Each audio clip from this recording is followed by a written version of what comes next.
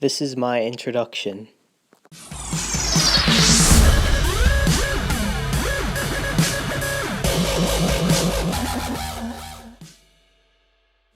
Today I'm going to talk to you about light, the concepts of light, the speed of light, shadows, and polarization. The only thing we can really see is light. But what is light? I don't know.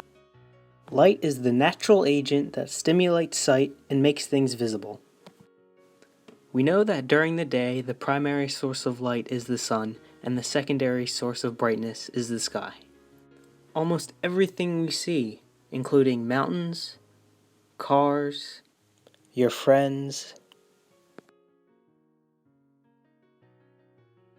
and even corn, are made visible because of the light it reflects. Early concepts of light. Light had been studied for thousands of years. Some of the ancient Greek philosophers thought that light consisted of tiny particles, which could enter the eye to create the sensation of vision. Others, including Socrates and Plato, thought that vision resulted from streamers or filaments emitted by the eye making contact with an object. In 1905, Einstein published a theory explaining the photoelectric effect. According to this theory, light consists of particles, massless bundles of concentrated electromagnetic energy, later called photons. Scientists now agree that light is a dual nature, part particle and part wave. The speed of light.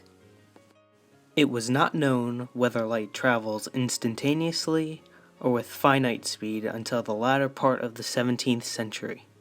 Galileo had tried to measure the time a light beam takes to travel to a distant mirror and back, but the time was so short he couldn't begin to measure it. The most famous experiment measuring the speed of light was performed by American physicist Albert Michelson in 1880. Light from an intense source was directed by a lens to an octagonal mirror initially at rest. The mirror was carefully adjusted so that a beam of light reflected to a stationary mirror located on a mountain 35 kilometers away, and then reflected back to the octagonal mirror and into the eye of an observer. The distance the light had to travel to the distant mountain was carefully surveyed, so Michelson had only to find the time it took to make a round trip. He accomplished this by spinning the octagonal mirror at a high rate. Shadows. A thin beam of light is often called a ray. Any beam of light, no matter how wide, can be thought of as made of a bundle of rays. When light shines on an object, some of the rays may be stopped while others pass on a straight line path. A shadow is formed where light rays cannot reach. Sharp shadows are produced by a small light source nearby or by a larger source farther away. However, most shadows are somewhat blurry. There is usually a dark part on the inside and a lighter part around the edges. A total shadow is called an umbra, and a partial shadow is called a penumbra.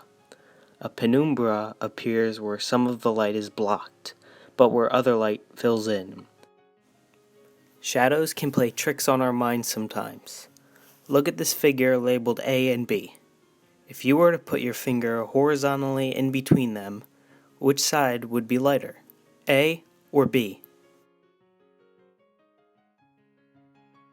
You probably said B, but that's not the answer. A isn't the answer either. In fact, both of them would be the exact same color. Here's proof. Here it is again one more time. But why does our brain make us see B as the brighter one? I don't know. This figure will also answer that question. You have a cylinder on top of a checkerboard, labeled A and B. Again, I'm going to ask which one you think is brighter. You probably think B is lighter, but once again, they're both the same shade. The reason behind this is that our brain sees a gray figure and a white figure with a shadow on it. The reason we see a shadow on it is because our eyes tell us there's a shadow coming from figure 1 and coming from the green cylinder in figure 2. Sometimes when we see shadows of objects, the shadows are very sharp and distinct, looking remarkably like the objects themselves. Other times the shadows are fuzzy or lacking in a definite edge. In this experiment, we're going to see if a large light source produces a softer shadow than a smaller light source. You'll need an object, a light, and a bigger light.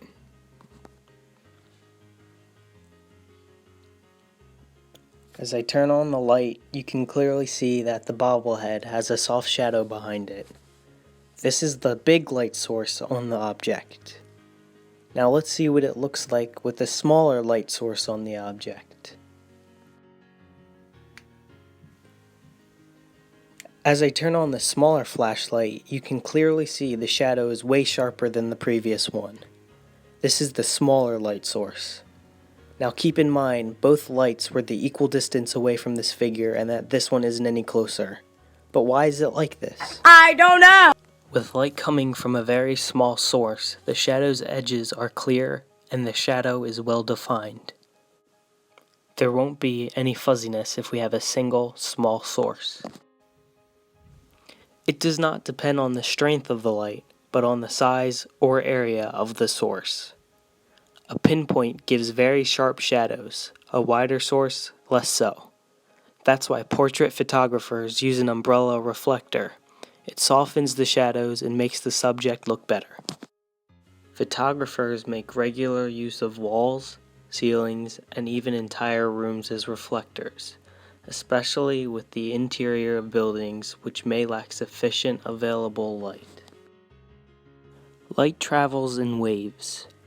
The fact that the waves are transverse and not longitudinal is demonstrated by the phenomenon of polarization. Polarization is a concept that comes from science, and it involves light, radiation, or magnetism moving in specific directions. Polarization is the direction in which the electric field of an electromagnetic wave points. Polarized sunglasses block out horizontally vibrating light. When the lenses overlap at certain angles, no light gets through. In this experiment, we're going to see what happens when you overlap polarizing lenses.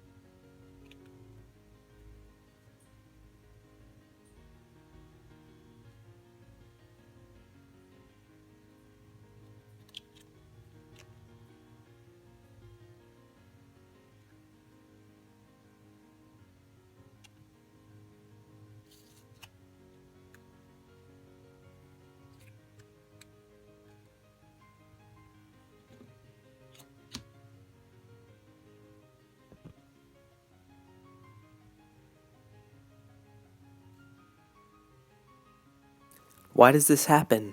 I don't know. Light will pass through a pair of polarizing filters when their polarization axes are aligned, but not when they are crossed at certain angles. This is my conclusion. Today we learned about light, the concepts of light, the speed of light, shadows, and polarization. We also learned power of a light source does not determine how sharp a shadow is. We also learned how wide the light source is does determine how sharp the shadow is. We also learned demonstrating the curious effects of polarization glasses and how light shines through polarization filters. Fin.